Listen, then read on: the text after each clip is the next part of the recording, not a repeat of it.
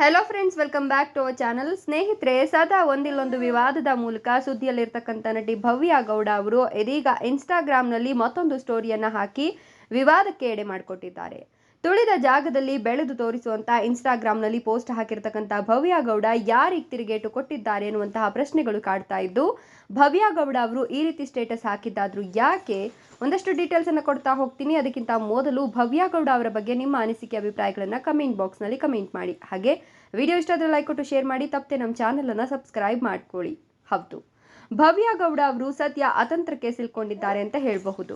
ಇಲ್ಲಿ ತಪ್ಪು ಯಾರದ್ದು ಅನ್ನೋದನ್ನ ನ್ಯಾಯಾಲಯ ವಿಚಾರಣೆಯ ಬಳಿಕ ತೀರ್ಮಾನ ಮಾಡುತ್ತೆ. ಆದ್ರೆ ಇದೆಲ್ಲದರ ಮಧ್ಯೆ ಕರ್ಣ ಧಾರಾವಾಹಿ ತಂಡ ಮಾತ್ರ ಎನ್ನಿಲ್ಲದ ವನವಾಸ ಅನುಭವಿಸುತ್ತಿದ್ದಾರೆ ಅಂತ ಹೇಳಿದ್ರೆ ತಪ್ಪಾಗ್ಲಿಕ್ಕಿಲ್ಲ. ಕಲರ್ಸ್ ಕನ್ನಡದ ಅಗ್ರಿಮೆಂಟ್ ಅನ್ನ ಭವ್ಯ ಗೌಡ ಮುರಿದಿದ್ದಾರಾ ಅನ್ನುವಂತಹ ಒಂದಷ್ಟು ಪ್ರಶ್ನೆಗಳು ಕಾಡ್ತಾ ಇದ್ದು, ಈ ಒಂದು ವಿಚಾರಕ್ಕೆ ಸಂಬಂಧಪಟ್ಟಂತೆ ವಿವಾದದಲ್ಲಿ ಸಿಕ್ಕಿಕೊಂಡಿರ್ತಕ್ಕಂಥ ಭವ್ಯ ಗೌಡ ಅವರು ಮೊನ್ನೆಯಷ್ಟೇ ತಾವು ಮೈಸೂರಿಗೆ ಸಹೋದರಿಯೊಟ್ಟಿಗೆ ಹೋಗಿದ್ದಂತಹ ಫೋಟೋವೊಂದನ್ನು ಹಂಚಿಕೊಂಡಿದ್ರು. ಇದೀಗ ಇನ್ಸ್ಟಾಗ್ರಾಮ್ ಸ್ಟೋರಿಯಲ್ಲಿ ಒಂದು ಪೋಸ್ಟ್ ಅನ್ನ ಹಂಚಿಕೊಂಡಿದ್ದು, ಅದರಲ್ಲಿ ತುಳಿದ ಜಾಗದಲ್ಲೇ ಬೆಳೆದು ತೋರಿಸುವಂತ ಬರೆದುಕೊಂಡಿದ್ದಾರೆ. ಅಲ್ಲದೆ ಮಣ್ಣಿನ ಮೇಲೆ ಇಟ್ಟ ಹೆಜ್ಜೆಯ ಗುರುತು, ಅದರ ಮೇಲೆ ಹುಟ್ಟಿರ್ತಕ್ಕಂಥ ಸಸಿಯ ಫೋಟೋವನ್ನ ಭವ್ಯ ಗೌಡ ಅವರು ತಮ್ಮ ಇನ್ಸ್ಟಾಗ್ರಾಮ್ ಸ್ಟೋರಿಯಲ್ಲಿ ಹಂಚಿಕೊಂಡಿದ್ದಾರೆ.